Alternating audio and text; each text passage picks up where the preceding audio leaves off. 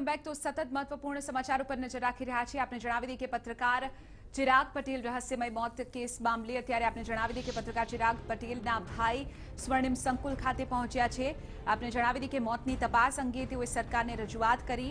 મહત્વની વાત છે કે ગૃહપ્રધાન પ્રદીપસિંહ જાડેજાને તેઓ મળવા માટે પહોંચ્યા હતા, પરંતુ કોઈ કારણોસર તેમની અનુપસ્થિતિ છે અને ત્યારબાદ જે ગૃહપ્રધાન છે તેમના અંગત સચિવની સાથે તેઓએ મુલાકાત કરી અને તેમને એક રજૂઆત કરી કે જે રીતે રહસ્યમય સંજોગોમાં તેમના ભાઈ એટલે કે ચિરાગ પટેલનું મોત થયું છે તેને લઈને સરકાર પણ ગંભીરતા દાખવે અને એક રીતે કહી શકાય કે પોલીસને તાત્કાલિક કાર્યવાહી કરવા માટે એક દિશા નિર્દેશ જારી કરે। મહત્વની વાત છે કે 3 દિવસ વીતી ગયા હોવા છતાં પણ કોઈ ઠોસ કાર્યવાહી પોલીસ તરફથી નથી થઈ। મહત્વની વાત છે કે પોલીસની કામગીરી ઉપર પણ અહીં સંશય વ્યક્ત કરવામાં આવ્યો છે અને અસંતુષ્ટિ બતાવવામાં આવી છે તેમના પરિવારજનો તરફથી। આપને જણાવી દઈએ કે ચિરાગ પટેલ એક ખાનગી ન્યૂઝ ચેનલમાં અહીં પત્રકાર તરીકેની નોકરી કરી રહ્યા હતા અને એકાએક રહસ્યમય સંજોગોમાં તેમનું મોત થયું છે, જેને લઈને અનેક સવાલો સર્જાઈ રહ્યા છે। લગભગ 3 દિવસનો સમયગાળો વીતી ગયો છે, તેમ છતાં હજુ કોઈ પગેરું શા માટે નથી મળ્યું તેને લઈને પોલીસની કામગીરી ઉપર પણ સંશય વ્યક્ત કરવામાં આવી રહ્યો છે। હાલ આપણે જણાવી દઈએ કે જે લેટેસ્ટ ડેવલપમેન્ટ આ સમગ્ર કેસમાં થઈ રહ્યું છે તેની જાણકારી જો આપને આપી દઈએ તો અત્યારે ચિરાગ પટેલના ભાઈ સ્વર્ણિમ સંકુલ એટલે કે સીએમઓ ખાતે પહોંચ્યા છે અને ત્યાં જે રાજ્યકક્ષાના ગૃહપ્રધાન છે તેમની સાથે મુલાકાત કરવા માટે તેઓ પહોંચ્યા હતા, પરંતુ ગૃહપ્રધાન કોઈ અન્ય કારણોમાં વ્યસ્ત છે, જેને લઈને જે અંગત સચિવ છે તેમની સાથે મુલાકાત કરી તેમના ભાઈએ અને રજૂઆત કરી કે વહેલામાં વહેલી તકે અહીં તપાસ આગળ વધારવામાં આવે। તો બીજી તરફ સોશિયલ મીડિયા પર પણ એક રીતે પ્રેશર વધારવામાં આવી રહ્યું છે। સોશિયલ મીડિયા ઉપર જસ્ટિસ ફોર ચિરાગ નામનું જે હેશટેગ અહીં જોવા મળી રહ્યું છે તે અંતર્ગત તમામ લોકો ટ્વીટ કરી રહ્યા છે। ફેસબુક ઉપર પણ જસ્ટિસ ફોર ચિરાગ નામનું જે કહી શકાય કે હેશટેગ છે તે અત્યારે ટ્રેન્ડિંગ છે અને તમામ લોકો તરફથી એક જ સવાલ થઈ રહ્યો છે કે 3 દિવસ વીતી ગયા હોવા છતાં પણ શા માટે પોલીસ તરફથી કોઈ ઠોસ કાર્યવાહી નથી થઈ? જો થઈ છે તો આખરે તેની પાછળ શું કારણ છે? ક્યારે તેને સામે લાવવામાં આવશે તેને લઈને પણ અત્યારે અનેક સવાલો થઈ રહ્યા છે। આ બાદ કહી શકાય કે કાયદો અને વ્યવસ્થાની સ્થિતિને લઈને પણ અનેક સવાલો થયા, પરંતુ રહસ્યમય સંજોગોમાં જે મોત થયું, શું સંજોગો ત્યારે રહ્યા હોય અને કયા પ્રકારની સ્થિતિ ત્યારે હતી તેને લઈને પોલીસે હજુ સુધી કોઈ ફોડ નથી પાડ્યો। આજ મુદ્દે વધુ જાણકારી મેળવીશું TV9ના સંવાદદાતા નિર્મલ દવે પાસેથી। નિર્મલ, ચિરાગ પટેલના મોત મામલે તેમના ભાઈ સીએમઓ ખાતે પહોંચ્યા, તેઓએ ત્યાં સચિવની સાથે મુલાકાત પણ કરી। અત્યારે આ સમગ્ર મામલે શું લેટેસ્ટ ડેવલપમેન્ટ જોવા મળી રહ્યું છે નિર્મલ?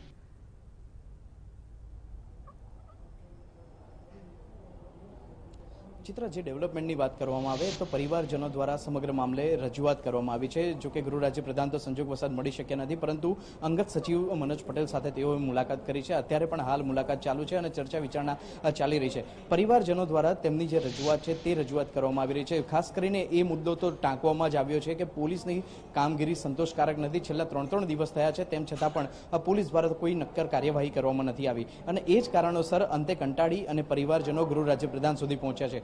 જો કે ગૃહ રાજ્યપ્રધાન તો મળી શક્યા નથી, એટલે તેમના અંગત સચિવ દ્વારા ગૃહ રાજ્યપ્રધાન સાથે ટેલિફોનિક સંપર્ક પણ સાધવામાં આવ્યો છે। ટેલિફોનિક સંપર્ક પર ગૃહ રાજ્યપ્રધાન સતત એક્ટિવ છે અને તેમના દ્વારા આ મામલે કાર્યવાહી કરવામાં આવી રહી છે, આ મામલે સૂચનાઓ આપવામાં આવી રહી છે, તે બાબત પણ વાતચીતમાં સાંભળવા મળી છે। બીજી તરફ વાત કરવામાં આવે તો જે સમગ્ર ઘટના બની છે તે ઘટનાનો વિગતવાર અહેવાલ પણ માંગવામાં આવ્યો છે કે આખરે ઘટના કેવી રીતે બની છે, ઘટના દરમિયાન કયા કયા પાસાઓ અત્યાર સુધી ચકાસવામાં આવ્યા છે, ઘટના દરમિયાન જે પ્રત્યક્ષદર્શીઓના નિવેદન લેવામાં આવ્યા છે તે બાબતની વિગતો પણ માંગવામાં આવી છે। સાથે સાથે જે કોલ ડિટેલ્સ છે, કોલ ડિટેલ્સના આધારે પણ તપાસ ક્યાં સુધી પહોંચી છે, કેટલા સગમંદ લોકો છે, સગમંદ લોકોની કોઈ ઓળખ પરખ થઈ શકી છે કે કેમ, વગેરે દિશામાં પણ પૂછપરછ કરવામાં આવી રહી છે। ટૂંકમાં સમગ્ર જે મામલો છે તેની એક ફાઇલ તૈયાર કરી અને ગૃહ રાજ્યપ્રધાન સુધી પહોંચાડવામાં આવે તે અંગેની વાતચીત ગૃહ રાજ્યપ્રધાન દ્વારા તેમના અંગત સચિવ સાથે કરવામાં આવી છે। હાલ આ મામલો અત્યારે ચર્ચા હેઠળ છે, ચર્ચા અંદર ચાલી રહી છે અને અંગત સચિવ જે પરિવારજનો છે તેમની વાતચીત ધ્યાનપૂર્વક સાંભળી રહ્યા છે અને જેથી નિષ્પક્ષ કાર્યવાહી થઈ શકે તે અંગેની સૂચનાઓ પણ લાગતા વળગતા પોલીસ અધિકારીને આપી શકાય। બિલકુલ, આ સમગ્ર મામલે પોલીસ કમિશનર તરફથી કોઈ સીધા દિશા નિર્દેશ આપવામાં આવી શકે છે ખરા નિર્મલ? કારણ કે 3 દિવસ વીતી ગયા છે, હજુ સુધી કોઈ વિગતો સામે નથી આવી। એક ચોક્કસ દિશા નિર્દેશની અહીં જરૂર છે પોલીસને।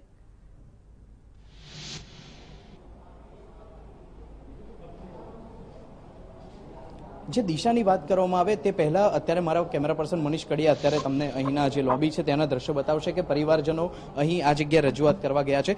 સાથે સાથે વાત કરવામાં આવે દિશાની તો પોલીસ કમિશનર સાથે તો મારે આ બાબતની કોઈ વાતચીત થઈ નથી, પરંતુ સ્વાભાવિક છે કે જે મુદ્દો અત્યારે ચકચારી બન્યો છે, ચર્ચાના એરણે ચડ્યો છે, તેવા સંજોગોમાં પોલીસ કમિશનર પણ સતત એક્ટિવ છે.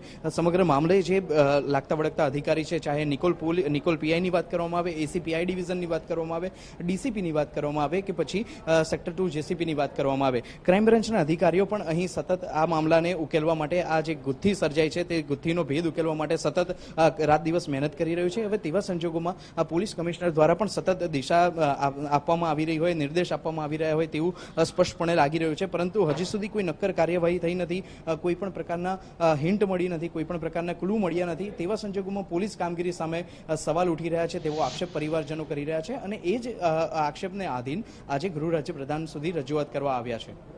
નિર્મલ, સાંજે લગભગ 2 કલાક બાદ 6 કલાકે પત્રકાર પરિષદનું આયોજન પોલીસ તરફથી કરવામાં આવ્યું છે. કઈ એવી મહત્વપૂર્ણ જે વિગતો છે તે પત્રકાર પરિષદમાં પોલીસ તરફથી મૂકવામાં આવી શકે છે? નિર્મલ,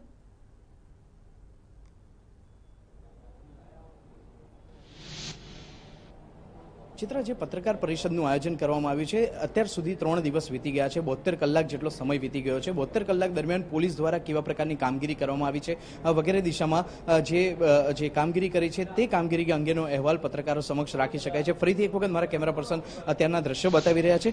વાત કરવામાં આવે તો પત્રકાર પરિષદમાં પોલીસ દ્વારા અત્યાર સુધી જે કાર્યવાહી કરવામાં આવી છે તેમાં વિવિધ જે લોકેશન તપાસવામાં આવ્યા છે.